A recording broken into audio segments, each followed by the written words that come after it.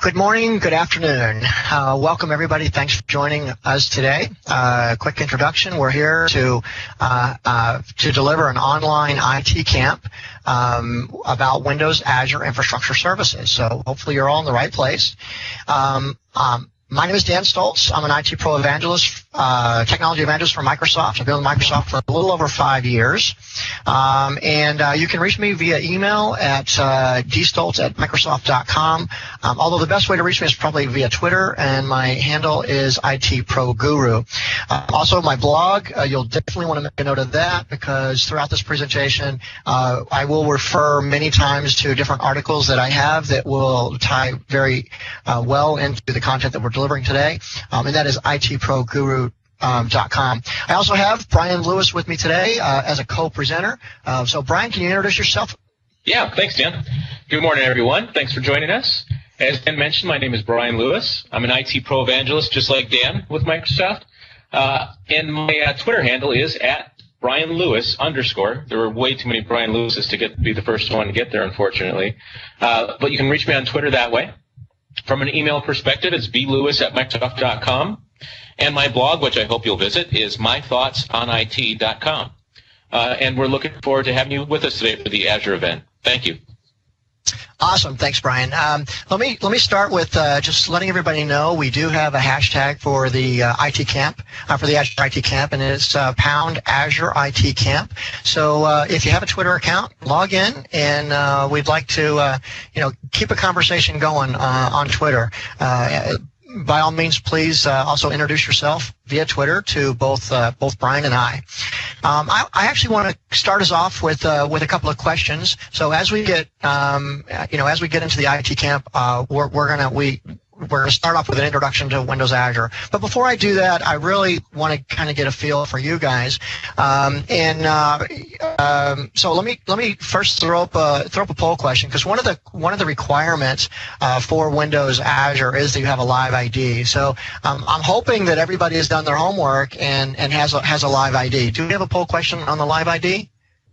If so, we can put that up. I also have another poll question on Azure projects. So I kind of get a feel for you guys on what Azure projects you might have in the queue. The things that a lot of times whenever I talk to customers, I find that there's a lot of projects that have kind of been on the back burner, sometimes for weeks, sometimes months, sometimes years. Things that they'd really like to do, but just don't have the hardware, don't have the time, don't have the resources, don't have the technology, the capability to be able to deliver.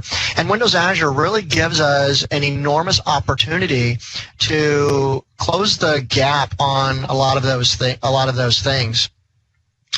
In particular, some of the things that we can do with Windows Azure are projects that I've had people on a back burner is backing up the production environment. Azure storage, as we get into later, and we'll talk about pricing, is incredibly inexpensive.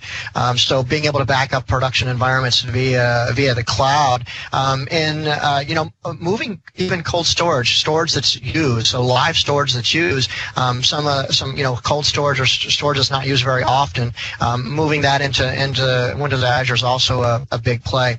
But probably the biggest play that everybody kind of jumps on the bandwagon very, very quickly is this disaster recovery, because leveraging technologies like Windows Azure Cloud Computing for disaster recovery, disaster planning is very, very, very inexpensive, because you're not actually running these processes all the time. So you're only getting charged for the storage, and as I mentioned, storage is incredibly inexpensive.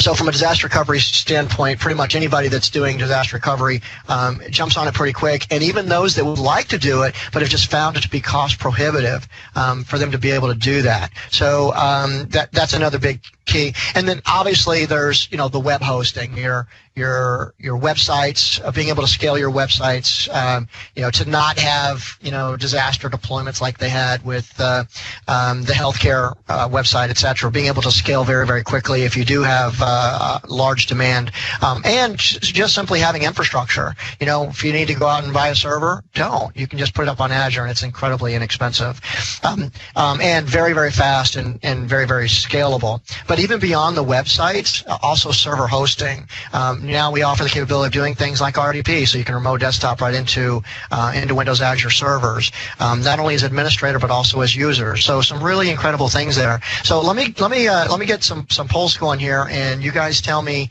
kind of what you have in mind.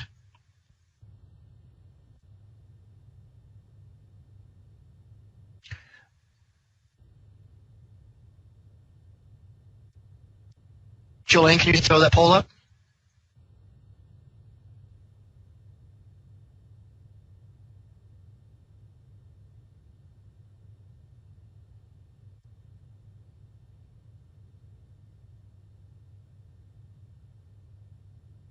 And just a note, you should be seeing the poll up now, so you can go right ahead in. We should be having people voting. I'm seeing people voting right now.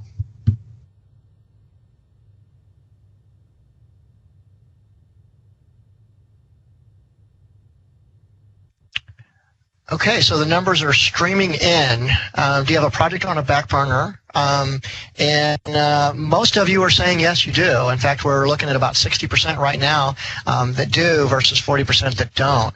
I'm guessing that after this presentation, some of those 40%ers are probably going to say, "Oh, wow, I didn't know I could do that," and think about some of those things that are kind of on a back burner. So with that, for those that do have some projects on a burner that you're considering Azure for, we'd like to get some feedback from you and maybe share in the comments or on Twitter. Either way, let us know and make sure you use the hashtag so we can find you either on Twitter or in the comments, and give us some of your ideas on what you plan on using Azure for. Now, one of the other questions that I wanted to find out is, do you have Windows Azure? And if you do, what kind of Azure account is it? Is it through MSDN? Is it through BizSpark? Is it a free trial? Is it a pay-as-you-go? How are you accessing Windows Azure?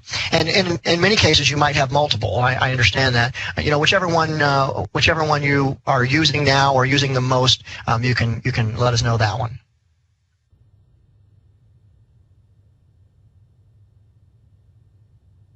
Awesome. I see everybody, the numbers are streaming in. Offsite AD and using ADFS for cloud.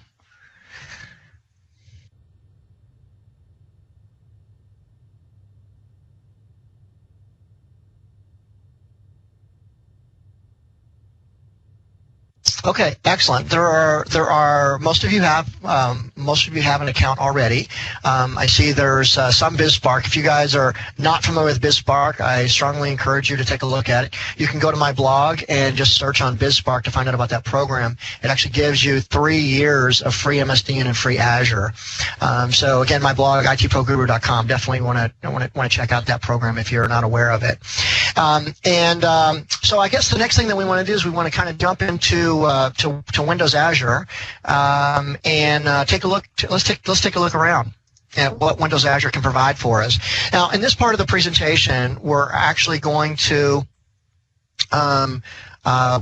go into talk about infrastructure as a service, platform as a service, software as a service, and kind of look at how they're different. What do those mean? We're not going to spend very much time on any of this stuff. This is more kind of a quick overview for those that may not have any exposure to Azure so far. And then we're going to look at self-provisioning, global scale, just how big is this thing called Azure, and then obviously cost is a big concern for people whenever they're looking at deploying Azure. So we're going to look at estimating cost and figuring out what it's going to be for you. Some more examples of how people are using Azure and what are the caseloads, what are the workloads that work best in cloud environments. So we'll take a look at that from a pattern standpoint as well as a scenario standpoint.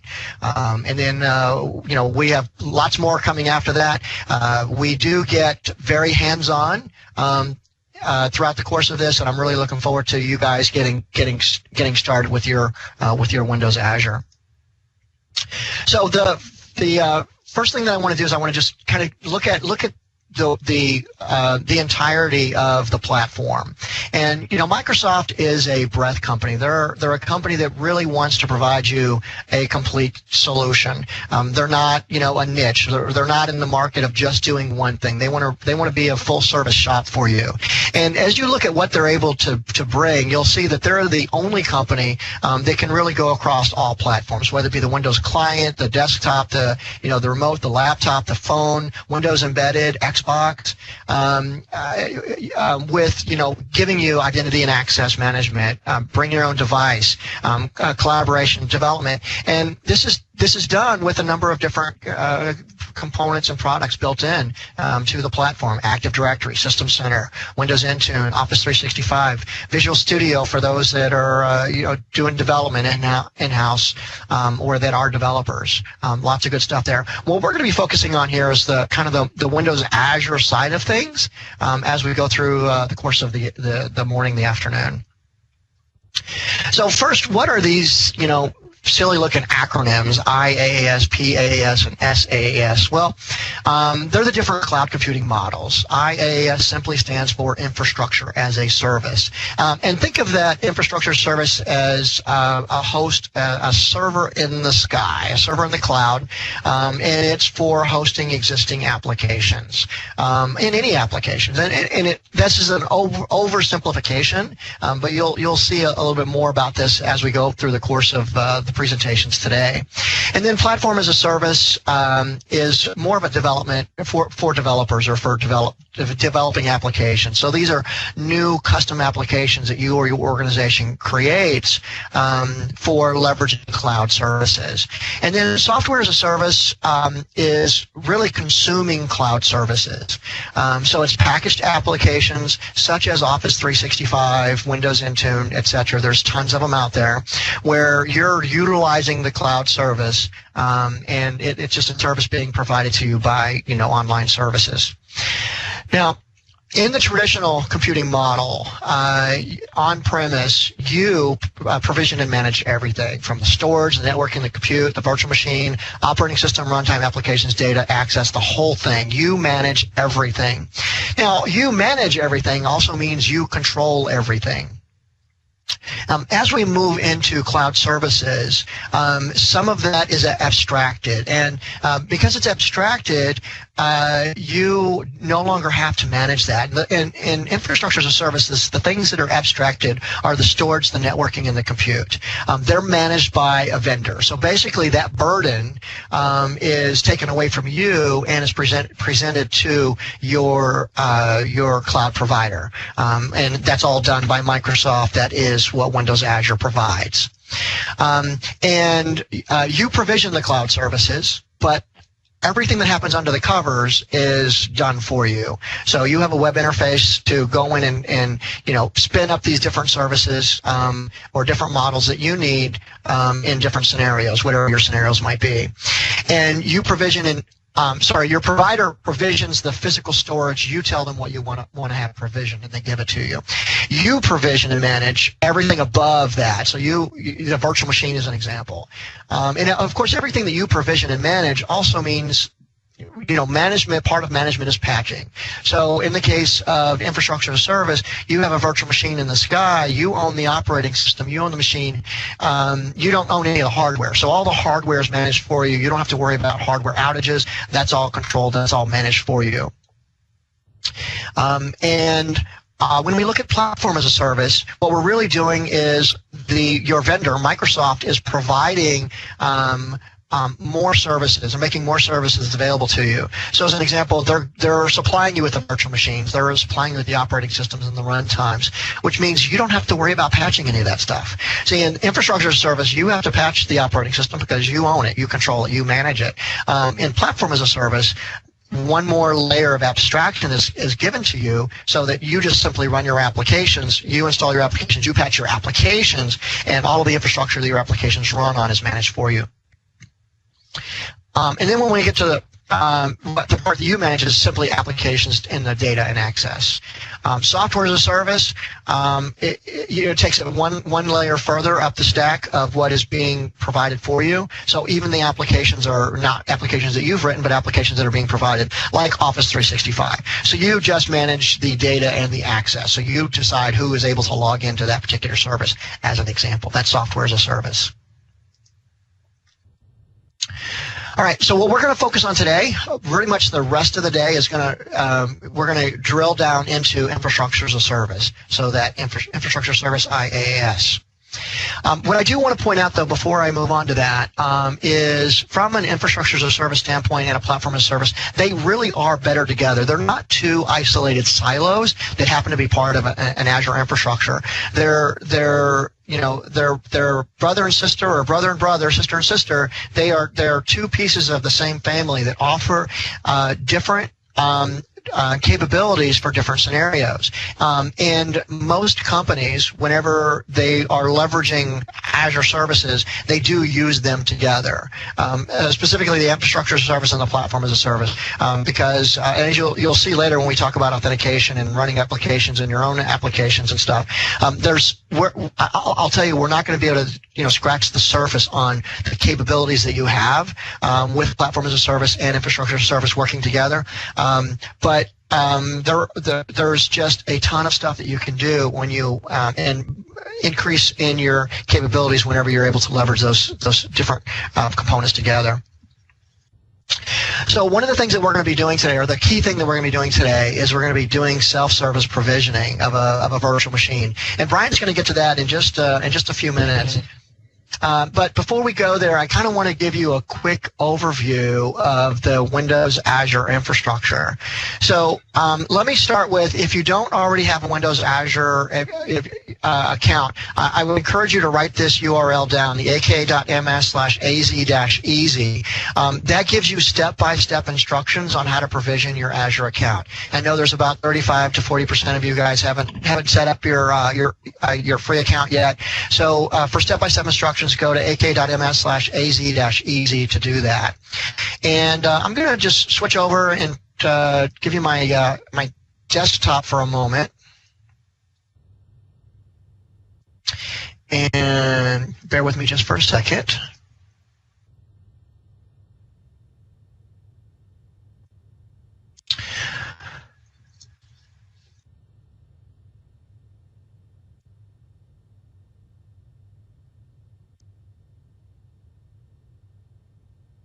And just to chime in here for a little note, while Dan's starting sharing out his desktop, we will post that AKMS Easy through the chat, so you can copy it from there as well. Awesome, thank you. And it looks like your desktop's trying to come up here. Okay, awesome. So the first thing that I want to point out is, let me see what I have open here. So getting started with Windows Azure, I just want to go that URL where it's going to take you to. I'm going to go ahead and pop that up real quick. Wow, my machine is wicked slow at the moment. And you'll see that you literally have the first thing you need is you need a Microsoft account or Windows Live ID. And then, it gives you step-by-step on how to do that. And then you're signing up for a free trial. Basically, whenever you get to the bottom, you go into the payment information. For the free trial, it does require a credit card, but you will not be charged. The credit card is basically to make sure that you're of legitimate age to be able to do this and have the capability at some point in the future, if you choose, to switch this over to a pay-as-you-go account. And I explained that in pretty good detail here. And then after you activate your free trial, you can also continue the process of going to the step-by-step hands-on lab to use Windows Azure. And that's really this lab here. A lot of this lab is what we're going to be covering today as we build your first free cloud server and infrastructure step-by-step. So you do have additional instructions there. The one on this particular blog post is a little bit more detailed because that's designed to be done on your own, and we're just not going to have time to cover all of that stuff. I include things like deploying Active Directory, etc. All right, so let's take a look at Windows Azure. Whenever you log into a role, So let me start with on the left-hand side. The thing that I want to point out is there's a scroll bar here. You have the blue area on the left, and then just to the right of the blue area, you have a little gray bar here. Now, sometimes this bar is like hidden, so you have to like hover over it before it pops open. So it's not real obvious that there's stuff below it unless you. One of the things that we're going to be doing in the lab is we're going to be going to settings, and then we're going to go to affinity groups and actually create our affinity group. So let me take just a moment to tell you an affinity group basically is just a way to tell Windows Azure, tell your cloud services to group things together so that you want you want your servers to be as close as possible in the data center so that you get the best performance out of them. So that's what your affinity group is. It tells Windows Azure, hey, please keep these things together if you can. And so you have the capability of going to websites. If you can go ahead and create a website, you can go to virtual machines, and you'll see that I have a few virtual machines set up on this particular profile.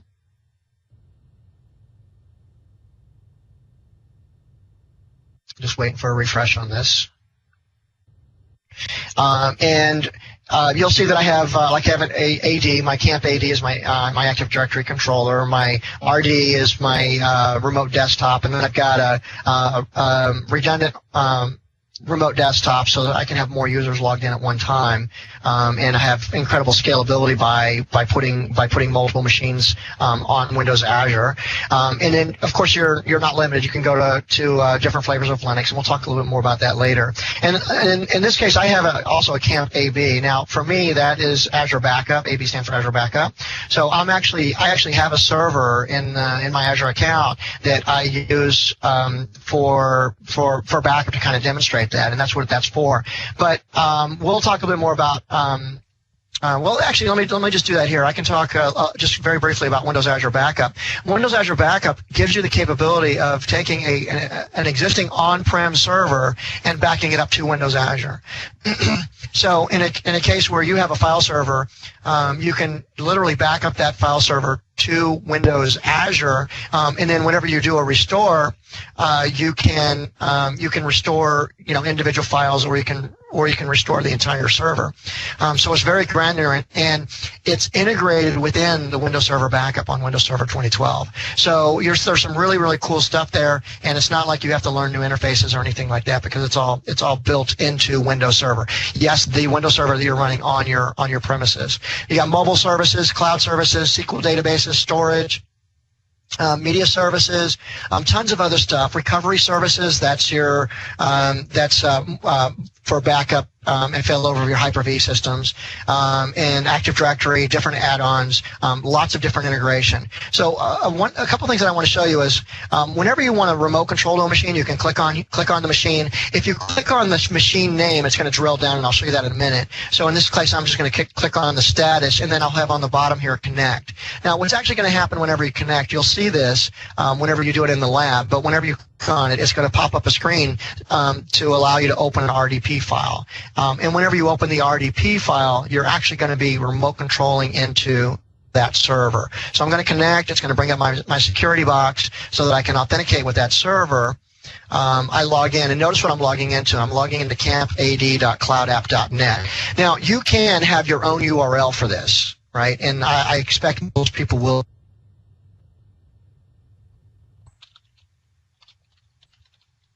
I'm going to go ahead and log in just to kind of show you what this process looks like as you're logging in. And again, you're going to be doing this as part of the lab. I just kind of wanted you to see quickly how we're doing that. You will have the step-by-step doing the lab.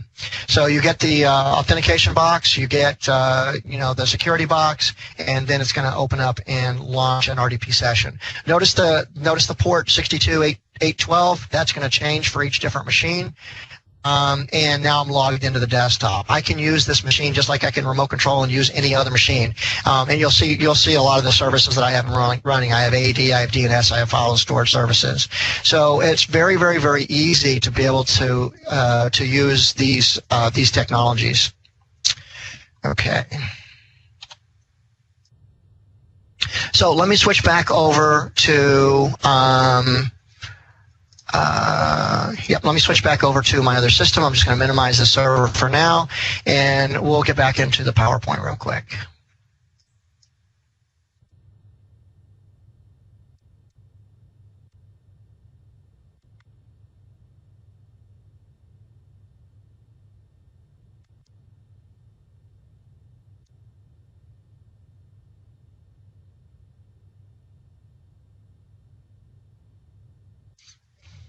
Now, the next thing that I want to talk about as this system loads up here is I want to give you some kind of a perspective on what is Windows Azure, how big is this thing.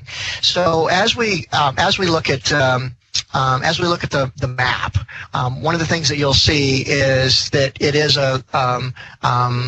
really a global offering, and in fact, there's data centers located in North America region, east, west, north, south. So there's 4 different centers in the U.S. There's 2 data centers located in the European region, northern and western Europe, and there's 2 data centers located in Asia, eastern and southeastern. Each data center contains between 30 and 100,000 physical hosts, so they're massive. And we'll talk. I've got a video that I'm going to show in a couple of minutes. Kind of goes into more detail about this. But there's a content delivery network that can be leveraged to globally cache content across a huge extra set of locations. There's also some additional data centers being opened up. So the green indicates the content data network that are online and available now. Windows Azure services are available in 89 countries and territories, so this is not just a U.S. thing. And I've got a couple of links here, the IT Pack and the EMS data centers, to give you some additional videos. Please don't play those now. I kind of want you to. I just we're going to make these slides available to you. You'll have these via download, and we're going to talk a little bit about the different classes of data centers and some of where these data centers are, just to kind of give you more of a sense of scale and what's going on. One of the things that I don't think is covered in great detail in the video that I'll cover when we get back. But this video, let's go ahead and cue up the video, and then I'll come back and give you a few more things about scale and size. Where is the Microsoft Cloud? In reality, it exists in our vast worldwide network of data centers that provide the foundation for a wide array of online services. When you use one of these services, for example, to do a search query on Bing, your request travels from your PC or mobile phone across the internet, connected by an extensive global fiber optic network through our content delivery network nodes, moving at the speed of light to a data center that executes the query and returns the results, all in a fraction of a second. Microsoft's cloud is comprised of a globally distributed data center infrastructure supporting over 200 online services. More than 1 billion customers and 20 million businesses in over 70 countries use these services each year. Today, we're going to take you on a tour of a few of our data centers and show you how Microsoft's Global Foundation Services team, the team that designs, builds, operates, and secures our cloud infrastructure, is delivering high availability and reliability, high efficiency, smart scalability, a secure, private, trusted cloud, and sustainability in all our facilities worldwide. Microsoft has been operating data centers since 1989, and this is an area where Microsoft continues to make significant strategic investments. From 1989 to 2004, our data centers were built to address early computer systems that required controlled temperature environments in which to operate. From 2004 to 2007, we began to design our own large facilities to provide our online services with a range of solutions for more rapid deployment and more efficient operations. In 2007, we opened our first Generation 2 data center in Quincy, Washington, which began to change the industry standards for large-scale internet data centers. Today, the facility is approximately the size of 10 football fields and houses tens of thousands of high-performance processing and storage servers in high-density racks that are separated by hot and cool air aisles on a traditional raised floor. Chillers and air handling equipment ensure precise control over environmental conditions. uninterruptible power supplies, or UPS systems, and vast banks of batteries ensure electricity remains continuous in the event of a short-term power disruption. Emergency generators provide backup power for extended outages and for planned maintenance, and can operate the data center with on-site fuel reserves in the event of a natural disaster. A high-speed, robust fiber optic network connects this data center with other major hubs and internet users. Edge compute nodes host workloads closer to the end users to reduce latency, provide geo-redundancy, and increase overall service resiliency. A team of engineers work around the clock to help ensure services are persistently available to customers. This facility is powered 100% by renewable hydropower. To deliver cloud computing services for global businesses and consumers within a very cost-effective and sustainable operation, we evolved our data center design strategy. Traditional data centers take from 18 to 24 months to build. With our modular approach, we work to reduce costs and deployment time while increasing overall efficiency and sustainability. In 2009, we opened our Chicago data center that spans approximately 10 football fields in size. It is a Generation 3 facility and was our first deployment of modular computing units to dramatically reduce infrastructure costs and the time to deploy large volumes of compute power. We used standard shipping containers to house up to 2,400 servers that were trucked on site and plugged into power, water, and networking infrastructure already in place. This enabled us to scale out capacity to meet customer demands for services within hours versus weeks, and significantly reduced packaging materials, transportation waste, and carbon emissions. Another green IT approach is the use of waterside economization, which enables us to cool the facility without requiring the high levels of electricity typically needed to power large chillers. Power usage effectiveness, or PUE, is the measure of total data center power consumption divided by IT, or critical power, and highlights how much power is consumed by supporting infrastructure versus the power to operate servers. A typical industry data center has a PUE of approximately 2.0, where the amount of energy consumed for the facilities and supporting infrastructure equals the energy to power the servers. This award-winning data center has a PUE from 1.15 to 1.22 for the containers in the facility. Also in 2009, we further developed the containment approach to deliver additional efficiencies in our Dublin Generation 3 facility. This facility spans approximately 7 football fields in size and deploys large-scaled compute capacity contained in pods of servers, cooled by airside economization. Air handling units on the roof draw in cold outside air to provide the cooling for the servers and facility. Evaporative coolers, vaporizing water into the air to absorb heat, and an air bypassing feature improves operational efficiency and maintains constant room temperature, regardless of outdoor conditions. The facility uses less than 1% of the annual water consumption of a traditional data center. Our Dublin facility maintains a PUE of 1.25 and improves energy efficiency by approximately 50% as compared to our traditional data centers of similar capacity. In 2010, we began to build our first Generation 4 data center design, building on the Dublin experience of using airside economization into a truly modular design. This technologically advanced facility challenged every industry design standard to significantly reduce water and power use, and it uniquely demonstrates how we have evolved our approach. Our Generation 4 facility utilizes air-cooled, IT pre-manufactured components, or IT packs. These state-of-the-art pre-assembled plug-and-play modular components can be manufactured in many locations through a dynamic supply chain of globally distributed vendors and use recyclable materials such as steel and aluminum, which are then shipped on-site and assembled. IT packs allow rapid commissioning of additional compute capacity as the business needs it, reducing the typical 2-year construction timeframe in half and reducing capital costs by 30 to 50% over the lifetime of the facility. The IT packs also provide self-contained UPS, along with air handling and evaporative cooling systems to control ambient temperatures, with 4 cooling modes to ensure the inlet temperature is maintained between 50 and 90 degrees Fahrenheit and 20 to 80% relative humidity. Our simple, recyclable metal building provides shelter from weather and directs proper airflow through all systems.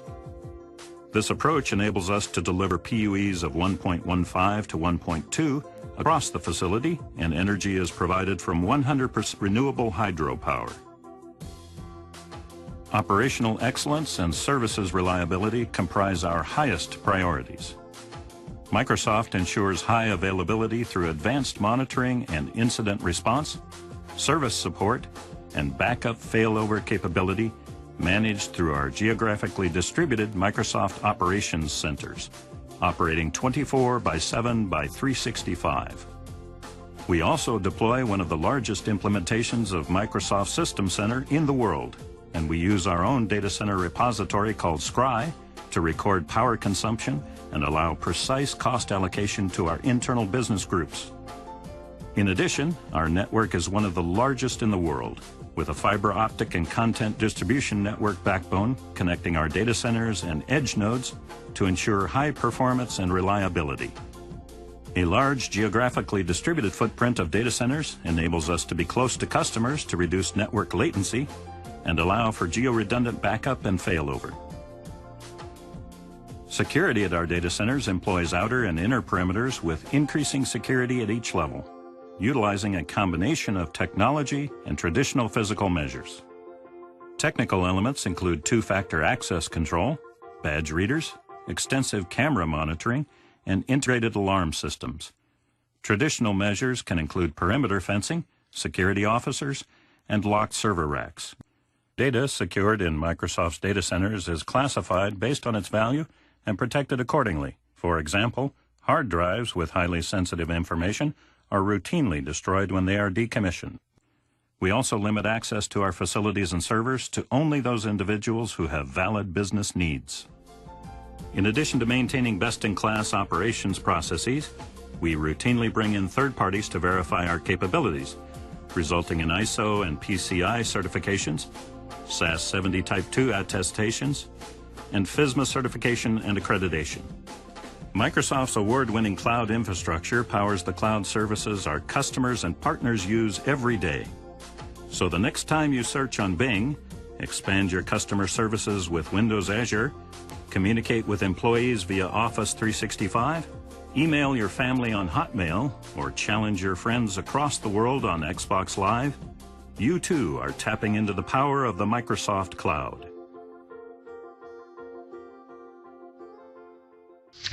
Hi, me again. A couple other things I wanted to mention about the data centers. I presume you guys are at least a little bit impressed by now. But one of the key things that I think is important to note is just the growth of Windows Azure and Windows Azure adoption. We're currently seeing approximately 1,000 customers onboarding to Windows Azure every day. So not only do we have an incredible infrastructure and a broad service offering, way more broad than anybody else can even dream about right now, but it's getting incredible adoption in terms of just raw numbers. So let's talk a little bit about why and what are some of the ways that this cloud services is being used, or the best scenarios in which to use them. So anytime you have resources where you have periods of inactivity, that's an awesome workload for something like Windows Azure, because you're only paying for what you use. So in those periods of inactivity, you can literally bring those services down and they don't cost you anything. So you don't have to worry about over provisioning capacity, wasted capacity, or time to market. Spinning up a infrastructure in Windows Azure takes literally minutes, and you'll see that as you do it yourself in a little bit.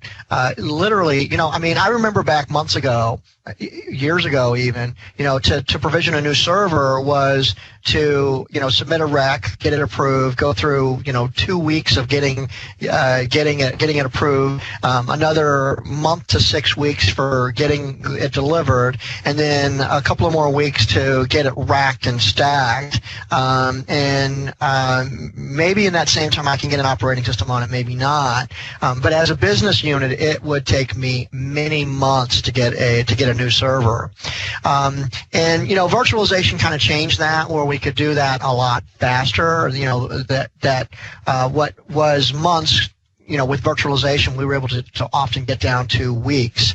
But with technologies like Windows Azure, with virtualization, you have eventually you run out of capacity. Eventually you do have to take that 3-month process provisioning new hardware. And with cloud services, you don't have that. So if you need to go to market quickly, and you need to, or you need to grow quickly, leveraging Windows Azure, leveraging cloud services can really go a long way to getting you where you need to be quickly. Because literally you can spin up, 30, 40, 50 machines in an hour, right? It just does not take very long. And you can even do it with, a couple of simple steps, leveraging some tools you're going to learn about in a little bit, in particular PowerShell. So we've got some incredible stuff coming. Another scenario. Hey, Dan, mind if I jump in for a sec? Sure, please. Just, I think this is hugely important because, we can scale up on these servers at a moment's notice. And if you think about how, certainly you can spin up VMs quickly, but as Dan said, that hardware isn't there. And at some point, you're going to hit that level. And I'm always reminded of the story back with Toys R Us. I think it was 2006, this time of year when they started to really push to sell toys at Christmas time online. And they drove millions of people to their website. And it brought down their website, basically a denial of service, because too many customers hit their website at the same time. And they were down for over a week as they scrambled to get more servers and try to get that up and available. It costs them millions. And the fact is, if you have cloud services, you just turn that dial, right? You just make some config changes and spin up more servers to front end that load. There's just no other way to be able to not have to capacity plan and not have to worry about getting it wrong. So I think this is just a great piece of the public cloud. Yep, no question. Just to think about it from a workload standpoint, on-demand dev test lab environments. Perfect scenario for cloud services. And then we talked earlier when we talked a little bit about backup and cold VMs for disaster recovery. Another perfect scenario for leveraging cloud resources. And then also batch job workloads. From a growth standpoint, like the scenario that Brian gave us, you can't get there from here without some heavy-duty, robust infrastructure behind you, the kind of infrastructure that Windows Azure allows us to do. What about backups, and how much data are you guys adding? I mean, we're seeing stories like the amount of data that's being added to our networks is growing exponentially, and being able to provision those disks, being able to get that hardware in-house to be able to handle that load, and then of course you've got the backups of all that massive amount of data as well. So you can integrate your backup solution with Windows Azure to not only provide the capability for that fast growing and that exponential growth, but also almost endless storage capabilities. If you have unpredictable demand, so unplanned peak times, like the holidays are coming up, and if you're in retail, you kind of know that it's going to be a really, really busy time. But what if there's a new product that comes out, and it becomes the hot thing that everybody has to have, and all of a sudden you're one of the few people that carry it, because a lot of other companies didn't decide to carry it, and it becomes the next hot thing. It becomes something that everybody's got to have, and you have the ability, if you're running your platform already, if you're running your systems on a platform that has that ability to scale in an unpredictable environment such as that, you simply, like Brian said, turn a knob and you're up and running. And also predictable burst. From a predictable burst standpoint, that is, I know from from 1 o'clock in the afternoon until 4 o'clock in the afternoon every day, 4 or 5 days a week, I'm going to need 5 times the capacity I need for the rest of the day. Well, if you have that kind of predictable bursting that you have, cloud services and Windows Azure is a perfect scenario for you as well, because you can spin things up for that 4 hours and spin them down for the rest of the day, and you only get charged for that 4 hours that you're using all those extra services. You can also think in terms of not only in a single day, but in a course of time. So as we're approaching the holidays now, and you've got all these companies that need just massive capabilities for a 1, 2, 3 month period, what they had to do in the past and what they had to do in the virtualization world is they had to go buy a bunch of hardware and have it staged and ready to go for the holiday season. Also a whole different world now, because now when we introduce cloud computing, you have the capability of very easily scaling way beyond what you could do in a virtualization platform. And oh, by the way, the other 9 months of the year, you don't have to pay for any of that stuff. Not only that, but from a CapEx standpoint, major changes. Windows Azure, you're basically utilizing operational expenditure dollars instead of having to have huge upfront capital expenditures. And for a lot of companies, that's very, very, very appealing. So specifically for line of business applications or seasonal applications like the holidays are now, but also for high performance computing. You want to spin up a project. You want to do a proof of concept. Perfect example, where you want to do some high performance stuff. Why go out and buy all that hardware when you can do that? When you can spin all that stuff up in a matter of hours in Windows Azure. And again, you're only paying for what you need. And then, of course, once you get it there, you can always take it back down to, if you do want to ultimately host it in-house yourself, once you've gone through that scenario, you can certainly do that. It's just, it's VHD files, so you can run those in Hyper-V. And the reverse is also true. If you've got something running on-prem, you can send that up to Windows Azure as well.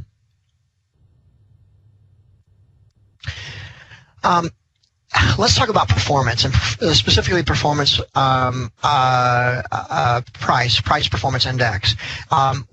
There was an independent study done by the Cloud Spectator in June of this year, and what they found was from a comparative standpoint, the price performance of infrastructure as a service was 3 to 5 times better than everybody else. Just totally dominated the charts, whether it would be, against Amazon EC2 or HP Cloud or Rackspace or even SoftLayer. Azure just kind of blew them away.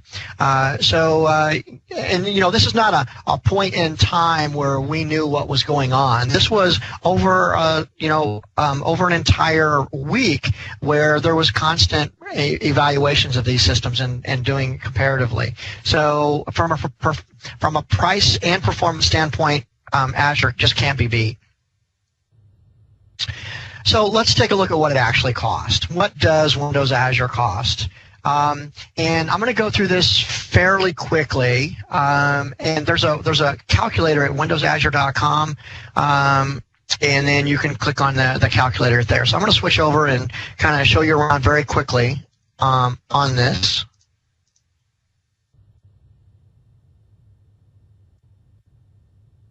Okay, so I'm going to go to, and I'm going to go ahead and click OK to get rid of that box.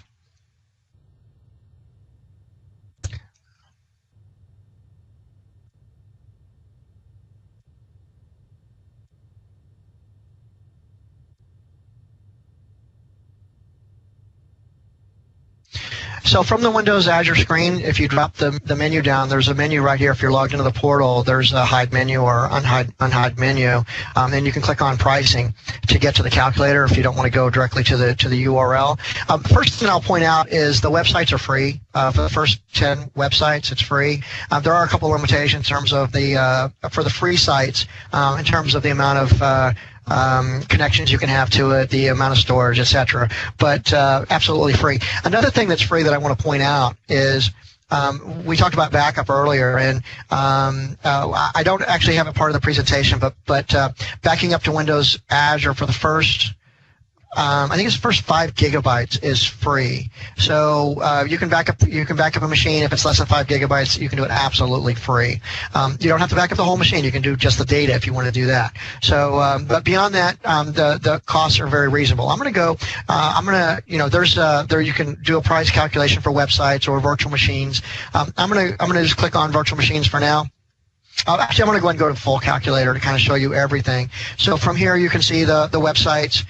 Basically, you can just spin these different things up that you want. How much bandwidth are you going to need? Spin that up to whatever you think you're going to need for the workload that you're going to be putting on it. How many virtual machines do you want? What size are they? Brian's going to talk more about these later. But let's just go ahead and put a extra small machine up. It's going to cost $14.88 a month, or about 2 cents an hour. Don't know how they do it for that, but they do. If you wanted to add SQL Server, you could do that. If you want to add BizTalk, mobile services, cache services, storage. We'll talk more about storage later, geo-redundant storage or local redundant. But let's say that I want to do. I certainly don't need 7 terabytes. But let's go with a terabyte and a half, roughly of storage. Actually, that seems kind of big to me, even for a small server. Let's go for 700 gigabytes, and you can do bandwidth. How much bandwidth are you going to need? Now, remember, uploading to Windows Azure doesn't cost anything. So these are your download numbers. All right. And then Hyper-V Recovery Manager. We're not going to go into a lot of detail about all of this stuff. But if you go down to the bottom. We'll see that the price of this system, as I've spec'd it out, is $70 a month. That's on a pay-as-you-go. There's also a 6-month payment plan or a 12-month payment plan. You can also do a prepay to get even a steeper discount. And if you go to the bottom of the calculator, there's some links here to kind of tell you where to go to for additional information on the pricing. But from a sheer storage standpoint, you just can't beat it. I mean, if you think about, let's just go back to the storage for just a second. Let's say I'm going to go with 2.5 terabytes of storage. It's $175 for 2.5 terabytes of storage. I don't know if you guys have purchased storage for. Think about what this is. This is every time you store data, it's getting stored redundantly 3 times, within that, so you're talking about the equivalent of SAN type of storage, where you got fast storage and it's redundant all the way through. Every aspect of it is redundant, and it's only $175 for 2.5 terabytes. See how much it's going to cost you to put that same 2.5 terabytes into a SAN environment. It's just incredible. I don't know how Microsoft does it for these prices, but they do. Yeah, that's at 7 cents per gigabyte for local storage, locally redundant storage. And if you go geographical redundant storage, it's 9.5 cents per gigabyte. And that's before you start to get large size volume discounts in addition to that. Actually, if you click on that storage geo-redundant link there, it'll bring up the table that shows that list of storage costs. And Brian, are you going to talk a little bit later about the difference between geo and local? I will. Yep, okay, I'll cover that. All right, so I'll skip over that for now. I would strongly encourage you to go take a look at the pricing because, hey, you know what? This is a strength of Windows, a huge strength of Windows Azure.